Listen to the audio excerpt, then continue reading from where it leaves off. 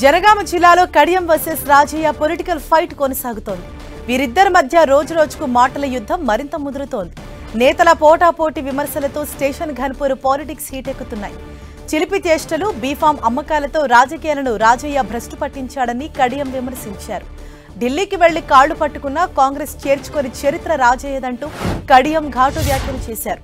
దీనికి కౌంటర్గా ఎన్కౌంటర్లతో ఇంటింటికి శోకాన్ని మిగిల్చిన వ్యక్తి కడియమని రాజయ్య ఫైర్ అయ్యారు. బీఆర్ఎస్ బీఫామ్తో గెలిచి కాంగ్రెస్ కు కట్టు బానిసగా మారాడని సెటైర్లు వేశారు.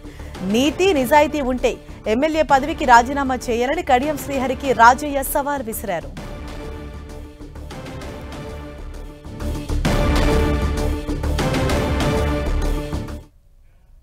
రైట్, ఇదే విషయంపై మరింత సమాచారం మా ప్రతినిధి కేకే మనకు అందిస్తారు. కేకే, మనం చూస్తాం కొన్ని రోజులుగా ఇటు కడియం అలాగే రాజయ్య మధ్య నెలకొన్న ఈ పొలిటికల్ ఫైట్ అన్నది అసలు ఇద్దరి మధ్య ఏం జరుగుతోంది, ఎటువంటి కామెంట్స్ చేసుకుంటున్నారు?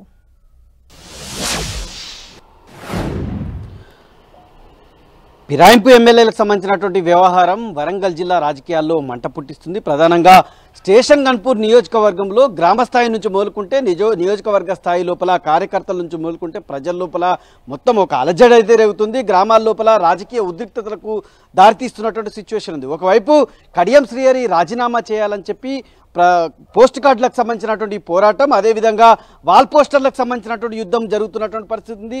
కడియం శ్రీహరి బీఆర్ఎస్ పార్టీకి అంటే బీఆర్ఎస్ కార్యకర్తల రెక్కల కష్టం మీద గెలిచి కాంగ్రెస్ జెండా పట్టుకొని అసెంబ్లీలో అడుగుపెట్టావు, ఖచ్చితంగా మా రెక్కల కష్టం మీద గెలిచినటువంటి నువ్వు రాజీనామా చేయాలని చెప్పి బీఆర్ఎస్కి సంబంధించినటువంటి కార్యకర్తలు, నేతలు పోస్ట్ కార్డులు గ్రామం నుంచి పోస్ట్ కార్డుల ద్వారా కడియం శ్రీహరికి పోస్ట్ కార్డులు రాస్తున్నారు. అదేవిధంగా గోడలపైన, ఇండ్లపైన వాల్ పోస్టర్లతోటి కడియం శ్రీహరిని క్వశ్చన్ చేస్తున్నటువంటి వాతావరణం ఒకవైపు ఉంటే, మరోవైపు రైతన్నతో రాజన్న అనేటువంటి కార్యక్రమం తీసుకొని మాజీ డిప్యూటీ సీఎంగా ఉన్నటువంటి ప్రధానంగా కడియం శ్రీహరి వైర్వర్గంగా సుదీర్ఘకాలంగా ఉన్నటువంటి రాజయ్య రైతులతోటి అదేవిధంగా కాలువ కట్టల ఎంట తిరుగుతూ మొత్తం కడియం శ్రీహరి ప్రజలకు సంబంధించినటువంటి ఆకాంక్షలను నెరవేర్చడం లేదని చెప్పి పెద్ద ఎత్తున కడియం శ్రీహరి మీద విమర్శలు గుప్పిస్తూ పాదయాత్ర చేస్తున్నటువంటి పరిస్థితి. అంతే స్థాయి లోపల కడియం శ్రీహరికి సంబంధించినటువంటి అనుచరులు, కాంగ్రెస్ కార్యకర్తలు రాజయ్యకు సంబంధించినటువంటి ఆరోపణలు, ఆయన కార్యకర్తలకు సంబంధించినటువంటి ఆరోపణలను తిప్పికొడుతున్నటువంటి పరిస్థితి ఉంది. రాసలీల రాజయ్య మొత్తంగా కూడా కడియం స్టేషన్ ఘన్పూర్కు సంబంధించినటువంటి పరువు పోడగొడితే ఆయన చిలిపి చేష్టలతోటి మొత్తంగా కూడా కడియం స్టేషన్ ఘన్పూర్ను చీప్గా చేస్తే కడియం శ్రీహరి స్టేషన్ ఘన్పూర్కు సంబంధించినటువంటి ఔన్నత్యం పెంచేటువంటి కార్యక్రమాలు చేస్తున్నారు.